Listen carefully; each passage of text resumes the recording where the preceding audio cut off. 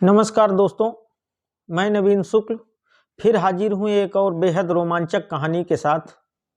मित्रों, आज की कहानी पुनर्जन्म की एक ऐसी इकलौती कहानी है जिसे दुनिया भर के साइंटिस्टों ने भी 100% सत्य माना है।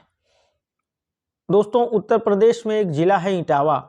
इसी इटावा जिले में एक गांव था शरीफपुरा, जहां एक ठाकुर परिवार रहता था। इस परिवार में पति पत्नी और उनकी एक बेटी थी। यह परिवार काफी गरीब था दोस्तों, और गांव में कोई सुख सुविधाएं नहीं थी। तो दोस्तों, 1968 में इस ठाकुर परिवार में एक बेटी का जन्म हुआ, जिसका नाम माँ बाप ने सुमित्रा रखा। गांव में कोई काम धंधा न होने के कारण सुमित्रा के पिता रोटी रोजगार के लिए दिल्ली कमाने चले गए। मित्रों, समय बीता और कुछ ही सालों में सुमित्रा की मां का स्वर्गवास हो गया। पिता नौकरी के लिए बाहर, मां की मौत हो चुकी थी और एक छोटी बच्ची बिल्कुल तन्हा अकेली थी। अब उसका कौन लालन पालन करे। खैर, सुमित्रा के दूर के ताऊ ने सुमित्रा के लालन पालन की जिम्मेदारी ले ली, लेकिन वहां भी सुमित्रा को तन्हाई और अकेलेपन से मुक्ति नहीं मिली। मित्रों, जब सुमित्रा 13 साल की हुई तो घर वालों ने पास के ही एक गांव में जगदीश सिंह से सुमित्रा की शादी कर दी। जगदीश भी छोटे मोटे काम मेहनत मजदूरी ही करता था मित्रों। खैर, कुछ दिन सुमित्रा के साथ रहने के बाद जगदीश की भी मजबूरी थी, क्योंकि काम तो करना ही पड़ेगा। तो जगदीश भी कमाने बाहर चला गया और सुमित्रा फिर अकेली रह गई। मित्रों, 1984 दिसंबर में सुमित्रा ने एक बेटे को जन्म दिया। सुमित्रा पहली बार बेहद खुश थी। उसे लग रहा था कि शायद अब उसका दर्द, उसकी तन्हाई, उसका अकेलापन बांटने वाला कोई आ गया है। एक दिन सुमित्रा अपने बेटे को लेकर कुएं में पानी भरने जा रही थी। चूंकि गांव में पानी का कोई दूसरा साधन नहीं था, कुएं से ही सारे पूरे गांव के लोग पानी भरते थे, पीते थे और अपना काम चलाते थे। तो सुमित्रा भी, घर में कोई दूसरा था नहीं, तो बच्चे को साथ लेकर पानी भरने गई। और पानी भरकर जब वो वापस आ रही थी मित्रों, तो अचानक उसके पानी का बर्तन नीचे गिर जाता है। उसका एक हाथ ऊपर की तरफ उठा हुआ, उंगलियां मुड़ी हुई, आंख की पुतलियां चारों तरफ घूम रही थीं। उसने बच्चे को भी इतना जोर से जकड़ रखा था कि बच्चा बेतहाशा रो रहा था, दांतों को जोर जोर से कटकटा रही थी। ये सब देखकर मित्रों, वहां अचानक काफी भीड़ हो गई। लेकिन गांव वालों ने जब ये सब देखा तो वो सब भयभीत हो गए, बहुत डर गए, और लोग दूर से ही सुमित्रा को आवाज दे रहे थे। किसी की हिम्मत नहीं हो रही थी कि वो सुमित्रा के पास जाके उसका हालचाल देखे। अब मित्रों, 10 मिनट तक ये सिलसिला चलता रहा और इसके बाद सुमित्रा नॉर्मल हो गई।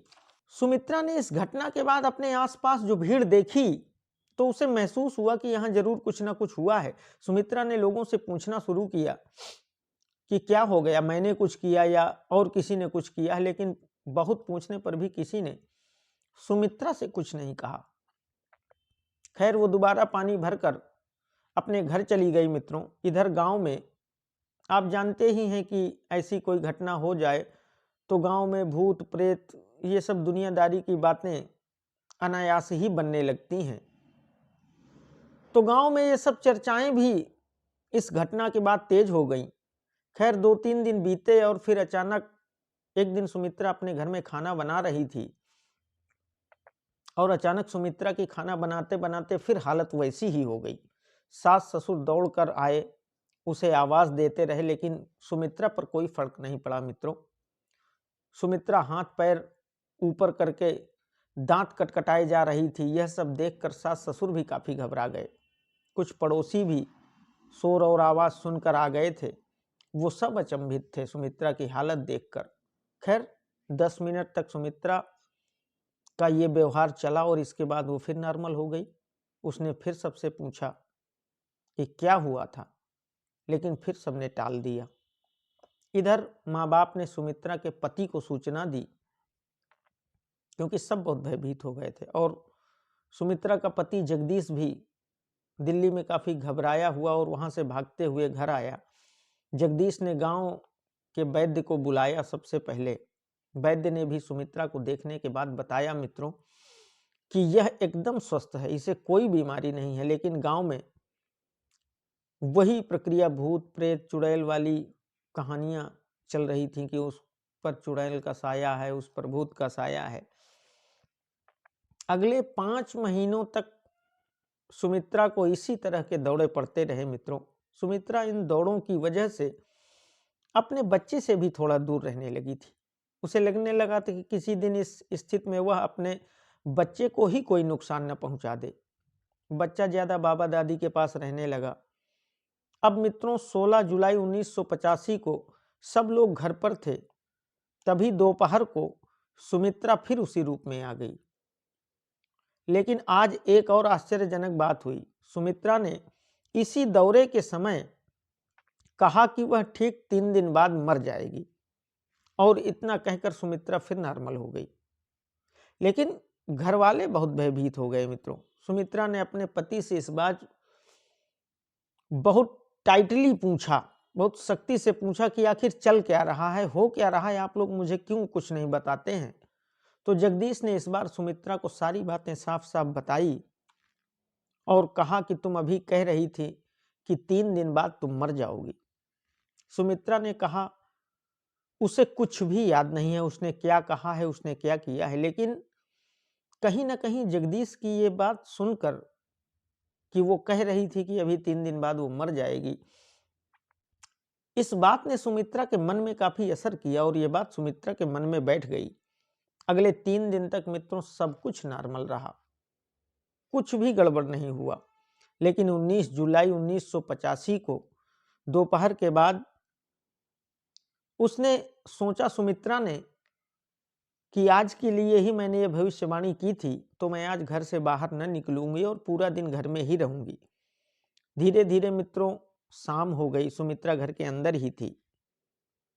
जब शाम हो गई तो सुमित्रा ने सोचा कि अब तो पूरा दिन निकल गया है। वो दरवाजे पर खड़ी हो गई और वहीं से संयोगवश सुमित्रा की एक दोस्त गुजर रही थी। सुमित्रा ने उसे रोका और हालचाल पूछा, और उसी से बात करते करते सुमित्रा भी दरवाजे से बाहर आ गई। दोनों हंस हंस कर बातें कर रही थी। सब कुछ नॉर्मल था, ठीक था। अचानक सुमित्रा के हाथ ऊपर उठते हैं और सुमित्रा शांत खड़ी रहती है, लेकिन इस बार कोई आवाज नहीं आ रही थी। ना ही दांत कटकटा रहे थे मित्रों, ना ही आंखें घूम रही थी। उसकी दोस्त ये देखकर जोर जोर से चिल्लाने लगी और रोने लगी। उस दोस्त की आवाज सुनकर घर वाले मोहल्ले वाले भाग कर आए और फिर सुमित्रा के पति ने दोबारा वैद्य जी को बुलाया। तो वैद्य जी ने नाड़ी देखी, चेक किया और कहा कि अब सुमित्रा इस दुनिया से जा चुकी है। पूरे घर में कोहराम मच गया मित्रों, चीख पुकार मच गई। अच्छा, सुमित्रा की भविष्यवाणी के बारे में भी लोगों को पता चल गया था। चूंकि 4 दिन पहले का यह मामला था, तो पूरे गांव को लगभग यह जानकारी हो गई थी। तो यह सुनकर उसके घर पर भारी भीड़ इकट्ठा हो गई, क्योंकि पूरे गांव को आशंका थी कि आज कुछ ना कुछ होगा। गांव के सारे लोग डरे थे और इतना डरे थे मित्रों कि सबने अपने अपने बच्चों को यह कह रखा था कि घर से बाहर नहीं जाएगा कोई बच्चा। खैर, सबने डिसाइड किया कि लाश को ज्यादा समय तक गांव में रखना ठीक नहीं है, तो अंतिम संस्कार की तैयारियां तुरंत कर ली जाएं और इसका तुरंत अंतिम संस्कार कर दिया जाए। सुमित्रा का शव जमीन पर रखा था मित्रों, और कुछ औरतों ने सुमित्रा के श्रृंगार की तैयारी कर ली। चूंकि सुमित्रा का पति अभी जिंदा था, तो सुमित्रा के शव का श्रृंगार होना ही था। यह हमारी परंपरा है। एक लाश का श्रृंगार हो रहा था मित्रों, और अब सुमित्रा की लाश का श्रृंगार होते 45 मिनट लगभग बीत चुके थे। तभी जिस कमरे में सुमित्रा की लाश रखी थी, जहां सुमित्रा की लाश का श्रृंगार हो रहा था, तभी उस कमरे से एक महिला के चिल्लाने की आवाज आई और फिर 2-3 महिलाएं चिल्लाते हुए उस कमरे से बाहर आ गईं। पूछने पर बहुत मुश्किल से एक महिला ने बताया कि सुमित्रा ने अपनी आंखें खोली थी और उसी तरह दौड़े जैसा कर रही थी। वह दांत भी कटकटा रही थी, उसकी सांस भी तेज चल रही थी। अब वैद्य जी को फिर आनन फानन में बुलाया गया। वैद्य जी ने नब्ज टटोली और कहने लगे कि अब मातम मनाना बंद करो, रोना धोना बंद करो, चमत्कार हो गया, सुमित्रा जिंदा है। अब सब में एक खुशी की लहर दौड़ गई मित्रों, सब खुश हो गए। सुमित्रा का पति जगदीश तो ये बात सुनकर बेतहासा रोने लगा और रोते रोते चिल्लाते हुए आया और उसने सुमित्रा को गले लगा लिया। लेकिन अचानक सुमित्रा ने जगदीश को एक जोर का धक्का दिया और बोली, कौन हो आप और ऐसा कैसे कर सकते हो किसी पराई औरत के साथ। अब सारे लोग हक्का बक्का रह गए कि आखिर अब इसे क्या हो गया। सुमित्रा ने दोस्तों, सास, ससुर, पति, पड़ोसी सबको पहचानने से इनकार कर दिया। तब कुछ लोग उसके बेटे को लेकर आए और कहा कि इसे तो पहचानती हो, ये तो तुम्हारा ही बेटा है। लेकिन सुमित्रा ने अपने बेटे को भी साफ साफ पहचानने से इनकार कर दिया। उसने कहा कि मैं इसे भी नहीं जानती। खैर, अब वैद्य जी ने कहा कि इसे थोड़ा वक्त दो, शायद ठीक हो जाए, इसकी याददाश्त वापस आ जाए। सब उम्मीद में थे मित्रों कि शायद उसकी याददाश्त वापस आ जाए और इसी इंतजार में धीरे धीरे 3 महीने बीत गए। लेकिन इन 3 महीनों में सुमित्रा रोज एक खत लिखती थी और उसे अपने पति को देती और कहती कि आप इसे जाकर पोस्ट कर दो।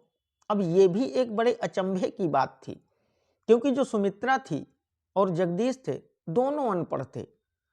और इस घटना के बाद सुमित्रा रोज एक खत लिखती थी। खैर, जगदीश भी उसकी बात मानता और उस खत को ले जाकर पोस्ट ऑफिस में जाकर पोस्ट कर देता।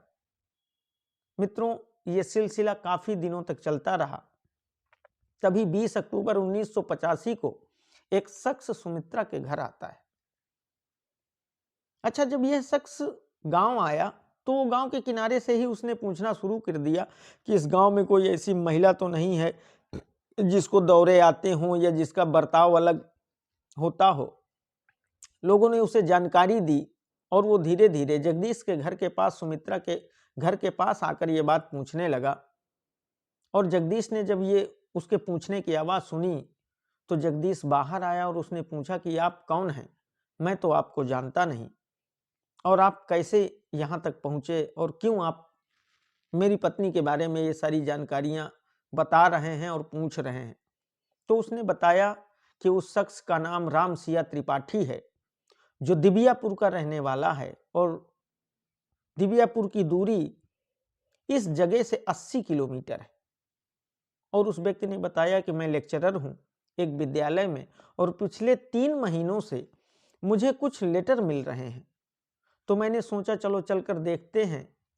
तो कोई महिला आपके यहाँ या कोई ऐसी लेटर लिखने वाली महिला जिसे दौरे आते हों। खैर, यही सब बात चल रही थी और सुमित्रा ने रामसिया त्रिपाठी की आवाज सुनी तो सुमित्रा वहां से बदहवास भागते भागते रामसिया त्रिपाठी के पास आई और उनसे लिपटकर जोर जोर से रोने लगी।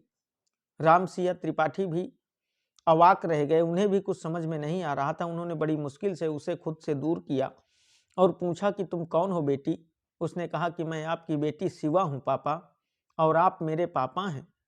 अब त्रिपाठी जी भी अचंभित, उन्हें कुछ समझ नहीं आ रहा था कि हो क्या रहा है। खैर, उन्होंने सुमित्रा को बैठाया और वो अपने साथ एक एल्बम लेकर आए थे, क्योंकि लेटर से उन्हें इतना तो एहसास था कि कोई महिला है जो हमारी बेटी बन रही है, कह रही है कि वो हमारी बेटी है। तो वो एक एल्बम अपने साथ लेकर आए थे और उन्होंने वो एल्बम सुमित्रा को दिखाया और कहा कि अगर तुम सच में मेरी बेटी हो तो इस एल्बम को देखो और पहचानो इसमें कौन कौन लोग हैं।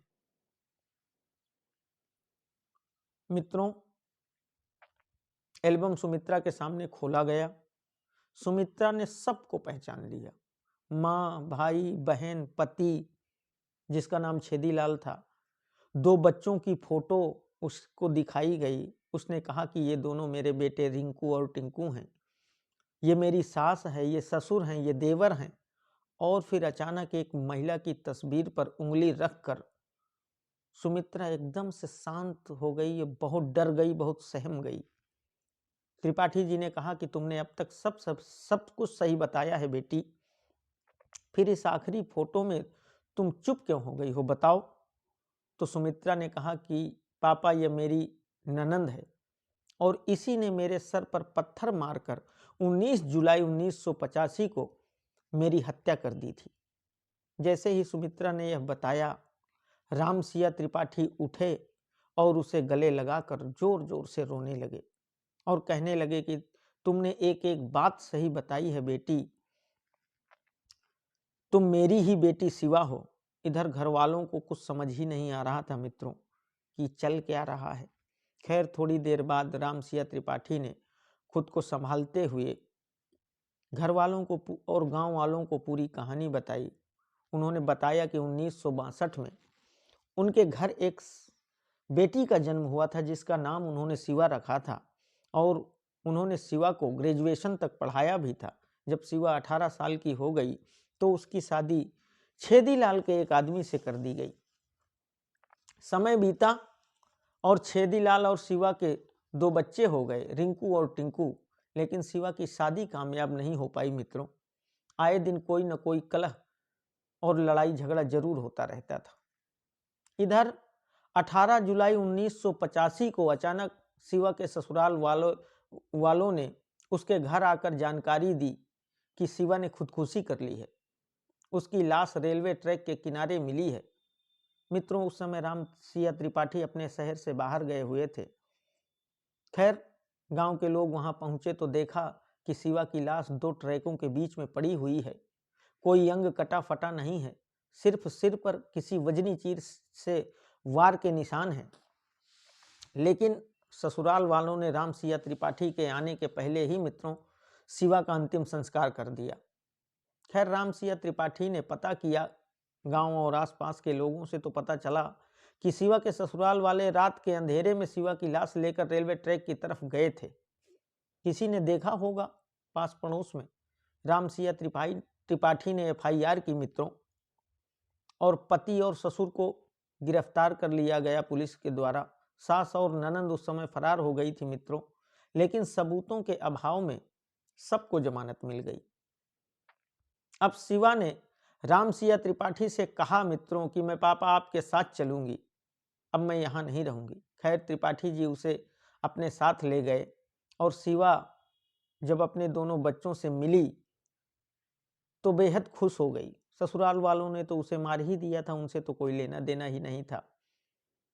तो मित्रों, अब शिवा ने पुनर्जन्म से पहले वाले दोनों बच्चों और जगदीश के बच्चे को, यानी सुमित्रा के बच्चे को और खुद जगदीश को भी स्वीकार कर लिया और जगदीश के गांव में सबकी सहमति से हंसी खुशी से रहने लगी। लेकिन फिर यह कहानी मित्रों अखबार में छपी और चर्चित हुई तो अमेरिका के वर्जीनिया यूनिवर्सिटी के पुनर्जन्म के स्पेशलिस्ट की टीम इटावा पहुंची। छोटी छोटी चीज़ों की जांच पड़ताल की गई, घर परिवार पड़ोसी गांव के लोगों से पूछताछ की गई, इंटरव्यू लिया गया, अलग अलग दोनों परिवारों से सवाल किए गए, टाइमिंग मिलाई गई, तस्वीरें मिलाई गई, हैंडराइटिंग मिलाई गई और फिर वर्जीनिया यूनिवर्सिटी की टीम ने यह डिक्लेयर किया कि सुमित्रा का पुनर्जन्म शिवा के रूप में तथ्यों के आधार पर एकदम सत्य है। धीरे धीरे वक्त बीता, सब कुछ इस परिवार में बिल्कुल सामान्य चल रहा था मित्रों। तभी सन 1998 में अचानक बीमारी से सुमित्रा कहें या शिवा कहें कि मौत हो गई और इसके 1-2 साल बाद इसके पति जगदीश की भी मौत हो गई। बच्चे आज भी सब अच्छे से ठीक ठाक खुशहाल हैं और उस गांव में रह रहे हैं। तो ये थी मित्रों शिवा के पुनर्जन्म की प्रामाणिक सच्ची कहानी। कहानी अगर आपको पसंद आई हो तो मेरे चैनल को शेयर और सब्सक्राइब जरूर करिएगा। बहुत बहुत धन्यवाद।